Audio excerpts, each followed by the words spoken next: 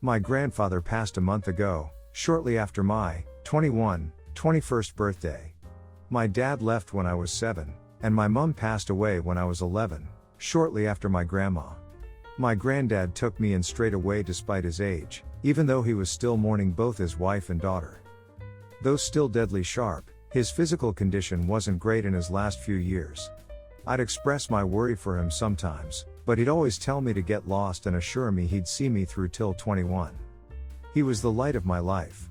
When he died, I didn't shed a tear. It's hard for me to explain why, but he was still giving sass on his deathbed, pinched my arm, and told me to not cry because he wasn't crying.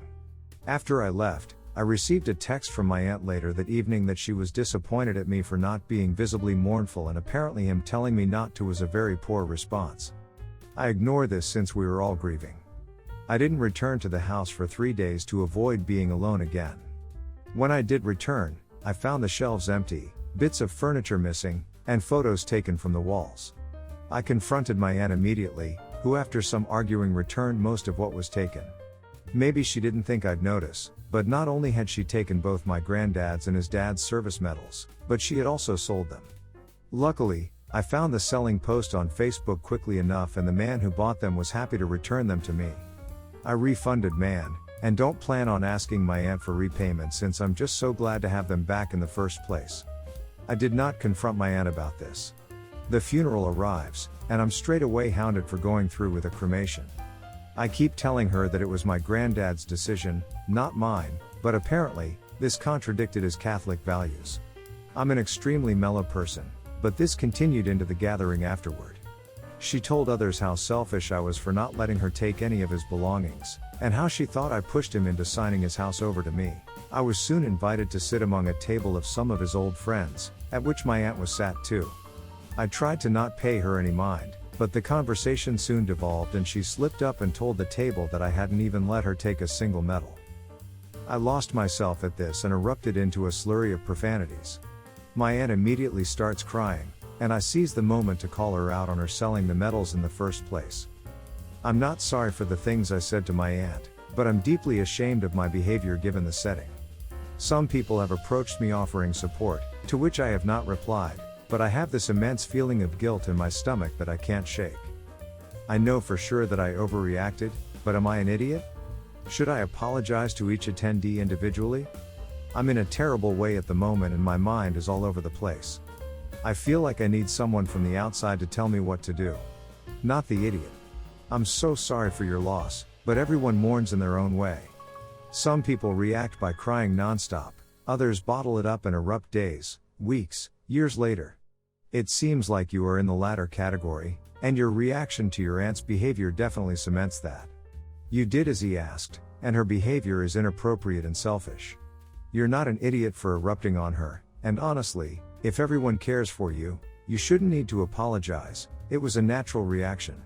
Not the idiot, I mean you just lost somebody very important in your life, you had all the right to grieve. Your aunt going to the house while you were away and taking things without asking and trying to sell them is way past the limit in my opinion. Selling your grandfather's service medal is a horrible thing to do. I would definitely keep that as a memory of him. I know, as my grandfather served in the military as well. You had every right to be mad and to tell her off, so don't let it get to you too much. You already have enough on your mind as it is. I'm sorry for your loss and I hope things get better for you. Not the idiot. An elderly relative of mine was a staunch Catholic but was cremated, and the whole family was fine with this. I didn't cry at my mother's funeral. I was too numb. I cried buckets in the days and weeks afterward, and over a decade later, I still cry. Nothing about a funeral is normal in terms of how people act and feel. To be honest, I think if anything, the deeper the grief and loss and shock, the less likely some people are to break down in tears. It's more surreal. Asking for blunt honesty here because I can't deal with this drama right now, so just tell me if I've been an idiot, and if so I'll go and apologize. I'm currently planning my mother's funeral on behalf of my siblings. They live overseas and are not here yet. My mother and father were divorced but were on good terms. In particular, my mother was close friends with my father's new wife. This woman, my father's current wife, has an ongoing dispute with my wife. They have a long history of bad blood between each other. Both of them have said extremely hurtful things to one another. Obviously, I think my wife is less of an idiot between the two, but both are definitely wrong for saying the things they have. Anyway, even though I really dislike this woman, I have to invite her to my mother's funeral service because, 1. She's my father's wife, and 2. She was close friends with my mom. My wife was livid at finding out about this and insists I put my foot down and not let her attend the service. So for 2 long days, she constantly nags me about this, bringing it up every hour. I keep telling her the same thing about why she needs to come. I try to compromise by saying if my wife is so uncomfortable she doesn't need to attend, and I won't hold it against her. She refuses this as she wants to be there to support me. So a few hours ago she brings the topic up yet again and I lose my temper. I tell her, paraphrasing, "Just shut up already. You don't get a say in this. You don't get to dictate my mother's funeral, for Christ's sake. Just leave me alone already." I did not say it calmly. I yelled it and was definitely angry because I'm busy organizing my mother's funeral. She has gone off crying and I'm left wondering if I went too far. I can't deal with this nonsense and I'm just going to accept whatever judgment is given and go with that. Not the idiot. I do think what you said, and the fact that you yelled it is harsh. I'd normally say everyone's the idiot here, but you are likely grieving, and you are under a lot of pressure, all this on you, plus personality issues. I would have expected your wife to put on her big girl pants just because it's a funeral, because that's what normal people do. If you feel up to it, I do think you should probably apologize and try and explain it calmly, because she is your wife, but fingers crossed she tries to meet you halfway and stop making this about her. Not the idiot. However, what's with this invite your father's wife to the funeral? Unless you are a rock star or a president or someone like that, people don't get invited to funerals. They just show up. You don't need an invitation. Is there a minister or social worker involved with helping with the service that could talk with your wife about ways she could be more supportive to you? Perhaps someone else could get her to understand how inappropriate she is being. Not the idiot. Your wife needs to stop stressing you out and stop bothering you over something stupid, especially since you've told her multiple times why your father's wife can attend. Just because your wife has a personal vendetta against your dad's wife doesn't mean your mother did. She needs to put that behind her for the time being, because at the moment during funeral preparations it just seems petty for her to do this. I own a rather large business and I'm the main breadwinner in our house. My wife babysits her sister's kids for cash but is otherwise a stay-at-home person. We don't have kids. I come home at 6 in the evening and we barely have time for each other anymore. We mostly talk while in bed before sleeping. I had a secretary that I got along really well with, but she recently quit due to health issues. So it clicks in my head that I could hire my wife as my new secretary. That way we'd spend a lot more time together and she'd have an income at the same time. Win-win. I run it past her and she agrees. The job basically consists of fetching documents, making calls, and brewing coffee, all of which she can easily do. She makes the same as the old secretary and less than nearly every other employee. Ever since our relationship has improved, we spend a lot of time talking with each other and I feel like our marriage is alive again. We also had love in the office, which is a fantasy of mine, but that's beside the point. So I thought everything was going great, but I hear from an employee that it's unfair. My secretary is also my wife and that's basically nepotism. Which is true technically. The reason I hired my wife as the secretary was because of a family relationship. But she isn't in a position of power, nor is she getting exclusive benefits or a higher paycheck, so I don't really consider it nepotism. I don't know why he's complaining. He makes double what she does and it's not like she's his manager now. I call him into my office and tell him if he has a problem with my wife being my secretary, I'll gladly let him take her job, and he seemed to take the hint. Is this really nepotism? Am I an idiot for making my wife my secretary so we can spend time together? Not the idiot. You can technically call it nepotism, but that negative connotation doesn't really make sense here since you are the owner of that business. If she can do the job right and you didn't fire anyone to get her that job, what is wrong with it? It's not a government position where the taxpayer is covering her salary. This isn't a public corp in which the shareholders are the owners of the business. I don't see why anyone should have any issues with this given that she is not incompetent and making other people's jobs more difficult. Not the idiot. It's your business and can hire whoever you want. The guy complaining has no idea how much time and energy it takes to run a business, and he can complain all he wants, but ultimately you will have to live with the consequences of potentially growing apart with your wife if you continue to work as you do. Honestly, hiring her to work at your company is the sensible solution to what ultimately leads a lot of people to separation, divorce. Not the idiot. If you own the business, then your wife basically does too as your marriage partner. It's not at all uncommon for both spouses to work in a business they own, in whatever roles suit them and the needs of the business best. If you were putting her in a role she was completely unqualified for instead of someone else that deserved that position, that would be more along the lines of nepotism. But having her be your secretary is totally fine. This has been an ongoing argument between my wife and me, but it resulted in a huge argument today, and I'm starting to wonder if I'm in the wrong. I think it's impossible for someone in my position to see my wife's point of view fairly, so tell me who's the idiot here. I'm also not interested in any relationship advice. Our marriage is fine. It's solely this topic, argument that I'm interested in hearing your judgment on. So my wife and I have 2 kids together. But before I met my wife I had a daughter with my now ex-wife.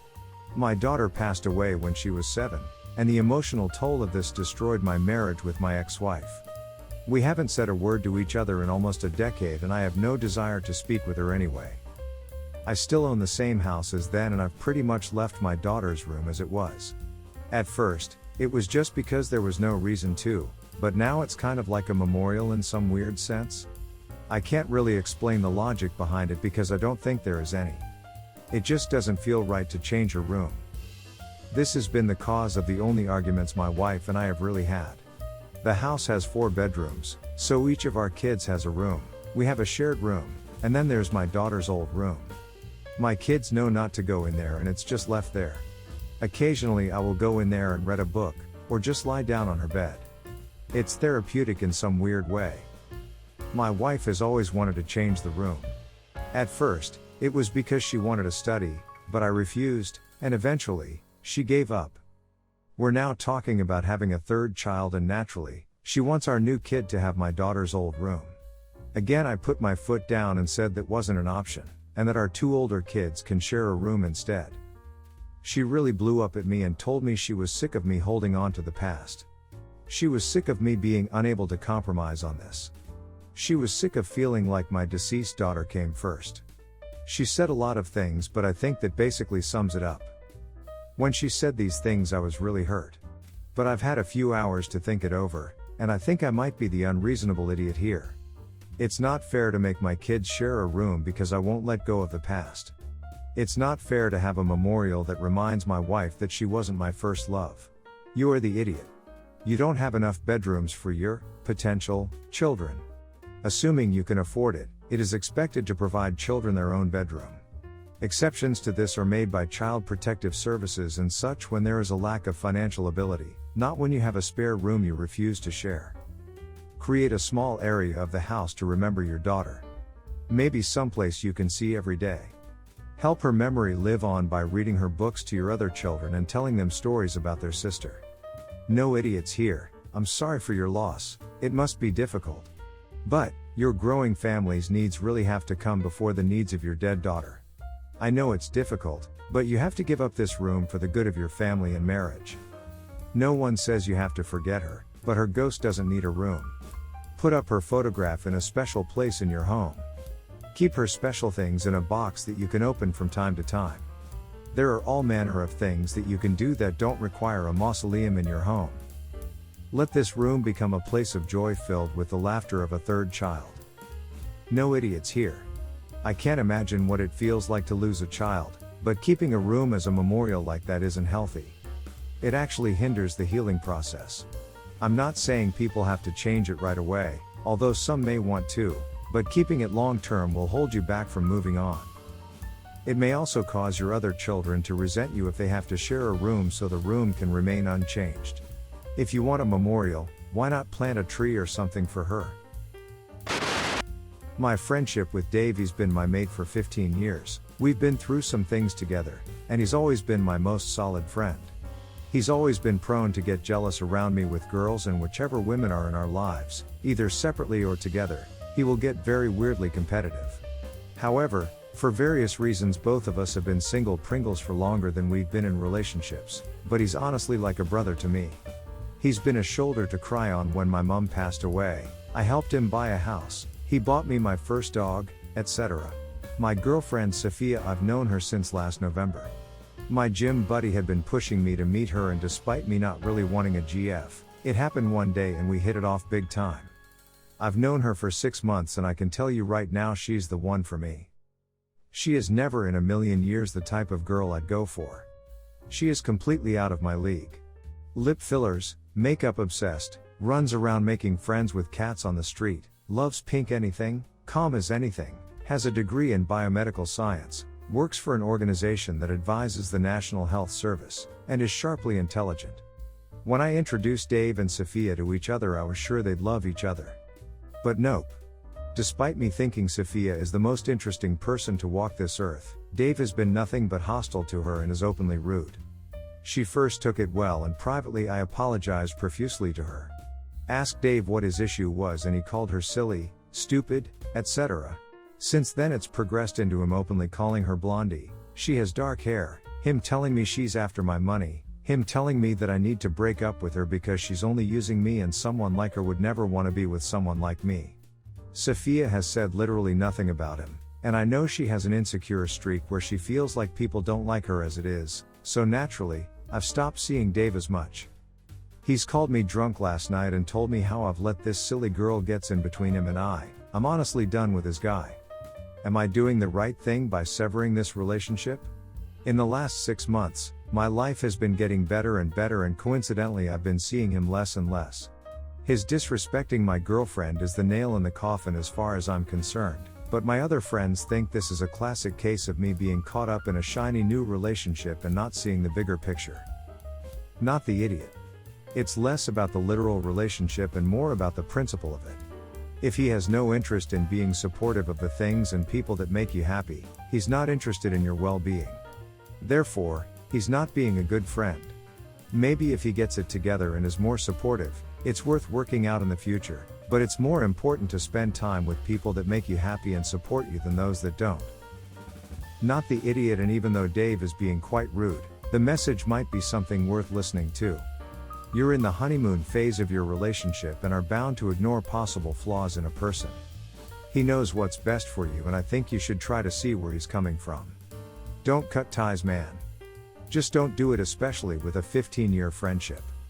They are a rare breed these days, and if things ever hit the fan in your relationship, Dave would be there to pick you back up. Not the idiot. Your friend sounds like a complete idiot, sorry. Without the background, I'd say it's possible he has a weird feeling about Sophia and tries to protect you from her, but you're obviously very happy with her, and you said he's been weird whenever you were seeing someone, right? Sounds like he is either into you himself or just has a huge attention issue. I had a friend of 10 years once who acted similar to this once I got together with my partner. If he can't accept that you moved on from single life and are spending time with your girlfriend now, it's his loss.